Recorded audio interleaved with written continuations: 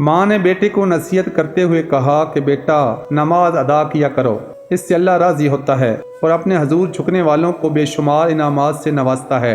कम साल बेटे ने अपनी वालदा से नहायत मौसूमियत से पूछा कि माँ, जो बच्चे नमाज पढ़ते हैं अल्लाह इन्हें क्या इनाम देता है। बच्चे के चूँकि मीठा बहुत पसंद था, इसलिए माँ ने कहा कि बेटा बचपन में तो शक्कर मिलती है, फिर जब इंसान बड़ा हो जाता है तो बड़े बड़े इनाम कराम मिलते हैं। बेटा वालदा की बात सुनकर खामोश हो गया और नमाज का पुख्ता अहद कर लिया। माँ नमाज का वक्त होने से पहले ही जाए नमाज के नीचे शक्कर रख देती और बच्चा नमाज पढ़कर जाए नमाज उठाता तो शक्कर देखकर खुश हो जाता और शक्कर खाकर अल्लाह का शुक्र अदा करता। वक्त गुजरता गया। एक दिन वालदा किसी मसरूफियत की वजह से शक्कर रखना भूल गई। जब याद आया तो दौड़ी, लेकिन देखा कि बच्चे ने नमाज की नीयत बांध ली है। अब शक्कर मुसल्ले के नीचे रखी नहीं जा सकती।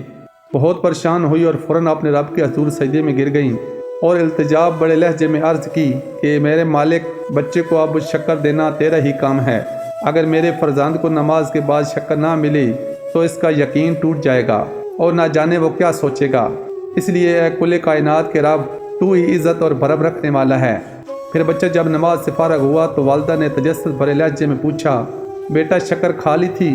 बच्चे ने पुरमसरत लहजे में जवाब दिया, अम्मी जान, आज तो पुड़िया के बजाय काफ़ी ज़्यादा शक्कर मसल्ले के नीचे मौजूद थी और इसकी लज्जत भी पहले वाली शक्कर से मुनफरद और खुश ज़ायक़ा थी।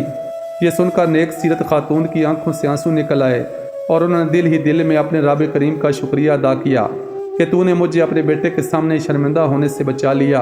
और फिर इस बच्चे को हमेशा इसी तरह शक्कर मिलती रही। दुनिया आज इस बच्चे को हज़रत बाबा फरीदुद्दीन गंज शक्कर रहमतुल्लाह अलैह के नाम से जानती है। हज़रत बाबा फरीदुद्दीन गंज शक्कर रहमतुल्लाह अलैह फरमाते हैं, पूरी ज़िंदगी में कभी मेरी नमाज तहज्जुद कज़ा नहीं हुई।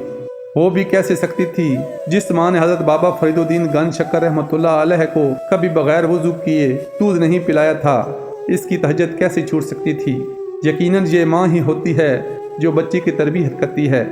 आज भी अगर हज़रत बाबा फरीद गंज शक्कर रहमतुल्लाह अलैह की माँ जैसी माएँ पैदा हो जाएं तो आज भी हज़रत बाबा फरीदुद्दीन गंज शक्कर रहमतुल्लाह अलैह जैसे वलीउल्लाह हस्तियाँ पैदा हो सकती हैं। पोस्ट अच्छी लगे तो दोस्तों में ज़रूर शेयर करें।